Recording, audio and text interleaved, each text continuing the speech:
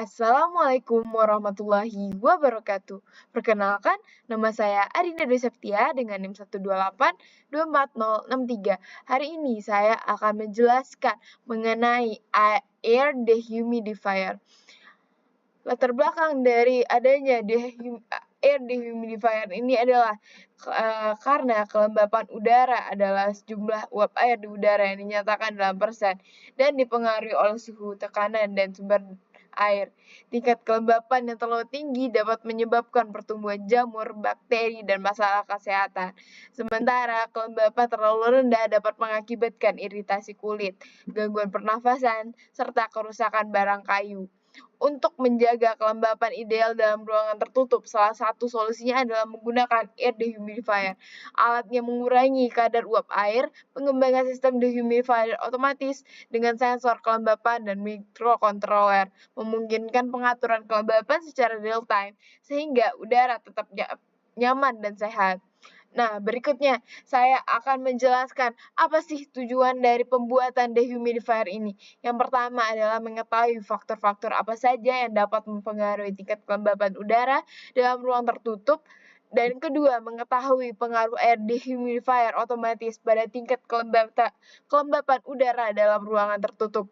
Yang ketiga, mengetahui faktor apa saja yang mempengaruhi kinerja air dehumidifier otomatis. Nah, berikutnya saya akan menjelaskan tentang apa sih dehumidifier itu.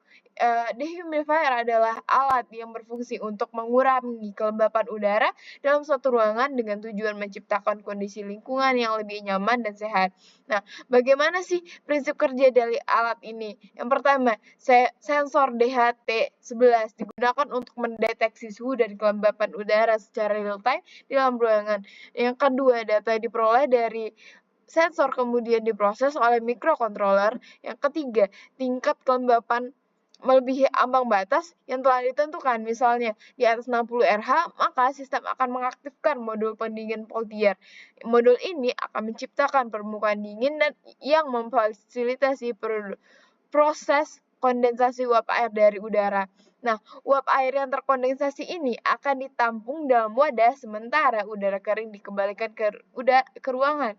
Nah, untuk memudahkan pemantauan sistem ini terhubung dengan aplikasi Bing yang memungkinkan pengguna memonitor kondisi suhu dan kelembapan serta mengontrol alat secara manual maupun otomatis melalui perangkat seluler. Nah, berikutnya saya akan menjelaskan tentang memang kenapa sih dehumidifier itu dibutuhkan.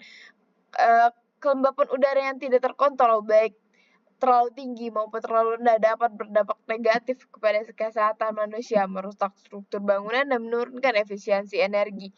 Nah, kelembapan tinggi memicu pertumbuhan mikroorganisme penyebab penyakit dan merusak. Sementara itu, kelembapan rendah menyebabkan iritasi dan kerusakan bahan organik seperti kayu dan kertas.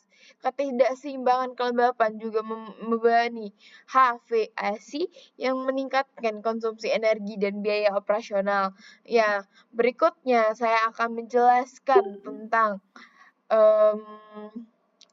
alat dan bahan dari pembuatan sensor ini adalah yang pertama ada sensor DHT11, yang kedua ada ESP826.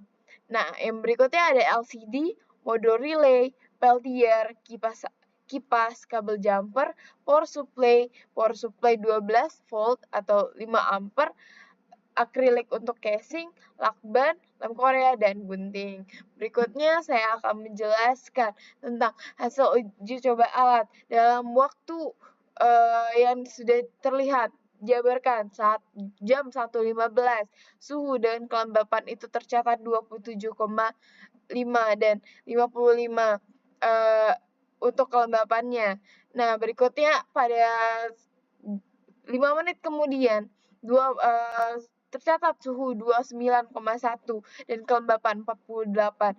Nah, yang berikutnya ada jam 13.25 yang mana pada saat suhunya 29,6 derajat Celcius, maka kelembapannya adalah 47 derajat Celcius. Ini dapat berarti sistem ini dapat bekerja dengan baik karena adanya penurunan kelembapan dari hasil uji coba yang dilakukan dari alat-alat ini dan itu cukup signifikan. Berikutnya, saya akan menjelaskan tentang kendala apa saja sih yang dihadapi oleh tim kami dalam membuat alat ini.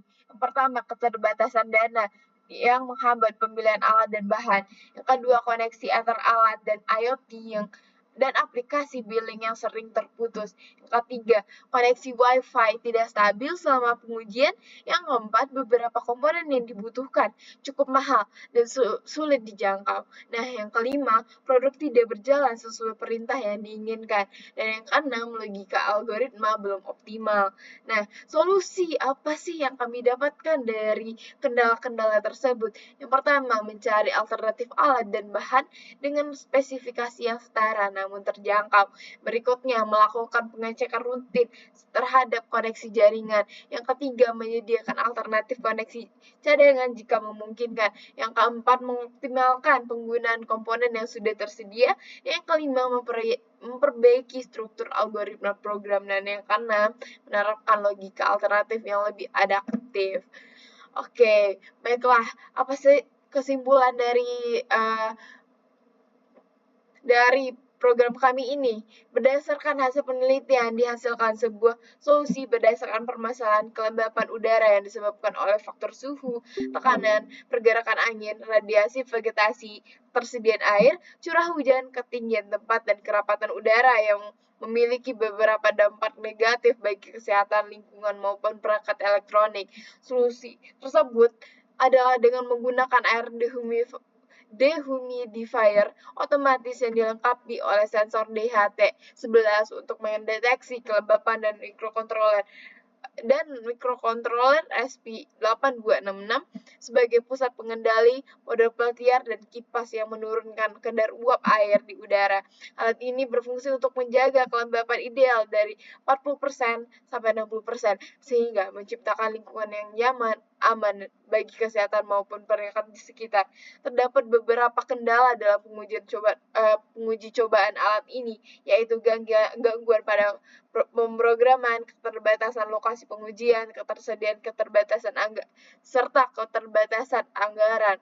Lalu solusi yang telah direncanakan yaitu optimalisasi pemrograman, menciptakan kondisi pengujian buatan, dan serta meminimalisir komponen-komponen yang digunakan dengan harga terjangkau.